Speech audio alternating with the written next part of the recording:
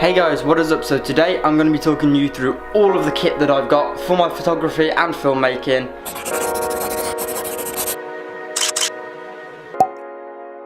So to start things off, I use the Canon 700D, which has a flip screen, a mic port, an external shutter port, a HDMI and a USB. It takes a standard SD card. It also has a flip rotating touchscreen, which I personally love for my videos. So guys, before I forget, I'm using the Rode VideoMic Go, which is what I use for all of my audio, including now. So I'm currently holding the wire in, and I use a Dead Cat wind muffler for when I'm outside. Next up for me is probably one of the most important things, whether you're doing video or just taking photos, is a battery grip. This is by Niwa. I'm not sponsored by them, I just have a lot of their products for my camera, and this holds 2 batteries, as you can see, but I have none in there. I'll leave a link to this in the description. It came with a charger, the battery grip and 2 batteries, so I'll leave a link to that in the description. Next up is something else by Niwa. It's a simple thing, not necessary, you don't need this, but I like it because it keeps my bag nice and organised. I have a pouch with all of my spare batteries in by Niwa. I currently have 6 batteries because I tend to go travelling a lot, so I need the space for all of my batteries to be held, and I find that this pouch just does the job. Next up is filters.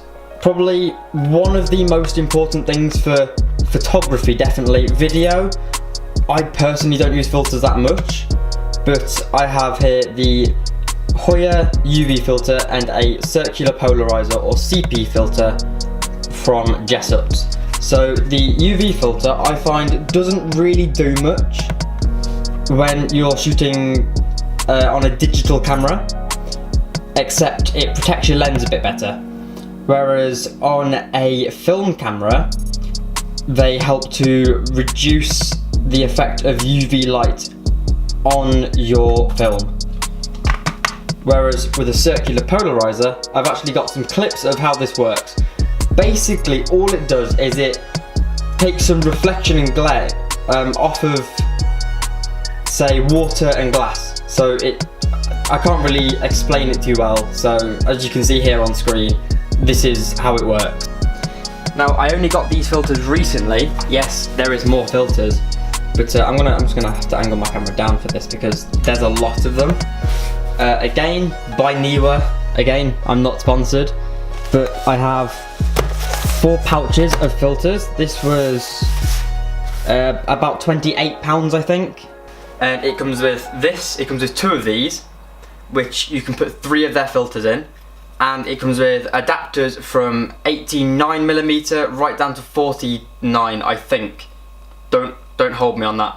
But I personally only have 58mm lenses, so I've only got the 1 ring on. But it comes with a range of ND filters, which I've kept in the packaging and I've labelled them all because I like to be organised. And basically what these do is they reduce the amount of light let to the lens. Like now it's really reduced because I've got my camera in auto. It's corrected to let the right amount of light in. But I find these really helpful for doing long exposure shots in the day, but that's another video, so we'll leave them. And then I've got some ND gradient filters, which are about the same, but they're slightly darker at the top and lighter towards the bottom, or vice versa, depending on which way up you put them. There's the same with a bunch of different colours, and there is solid colour filters as well. Now, if you're a fan of Constantine, you might know what these prisms do. Basically, what this is, it is a triangular prism made out of glass that refracts light and things through it. Almost dropped it.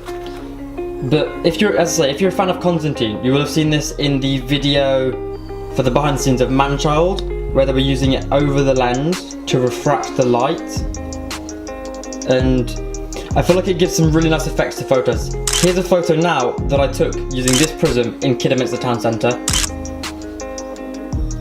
I also forgot to mention, you can get these prisms from the Creative Photography shop. I'll leave a link to them in the description to all of the items that I have that you can get on their store. This isn't off of their store, I got this one on Amazon, but they are £15 or $14.99 on the Creative Photography shop, so make sure to check them out because I've got some stuff coming in from them very soon.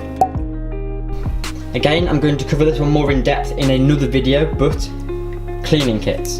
We've got a blower, some camera lens spray for cleaning your lens, a brush pen with a polisher on the other side, and of course, you can never have too many of these.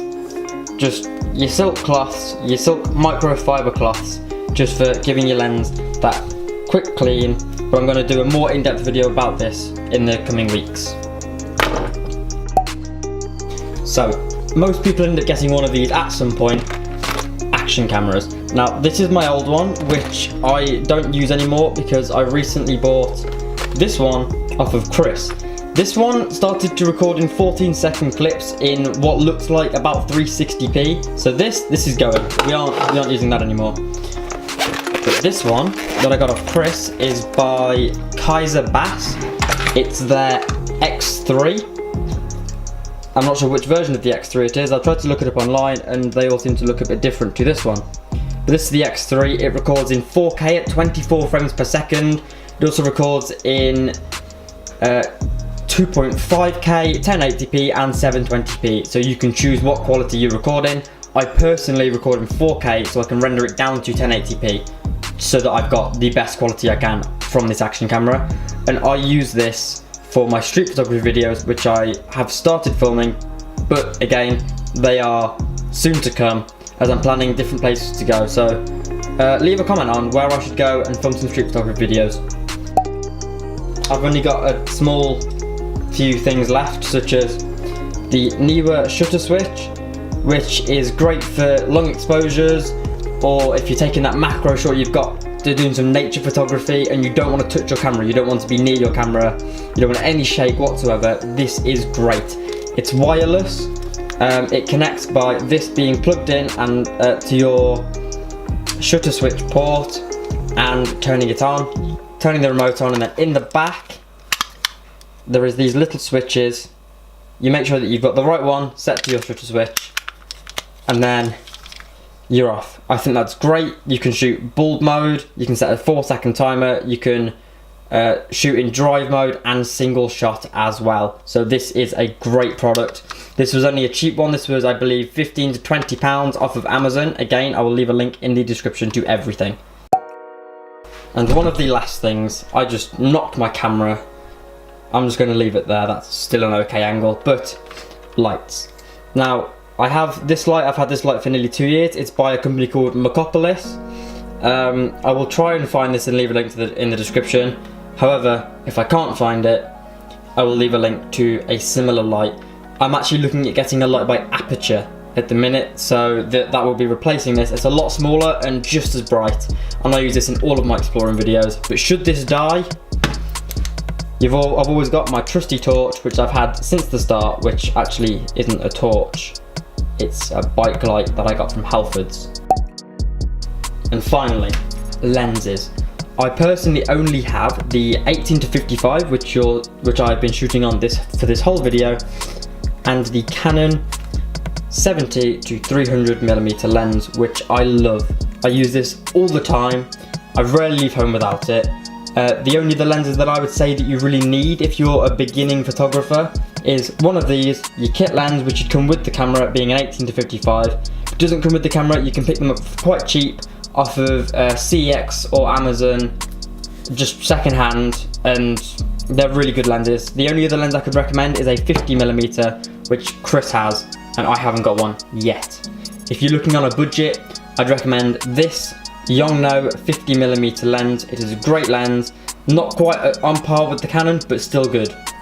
So yeah, besides that, the only kit I really have is my softbox lights, which I will leave a link to.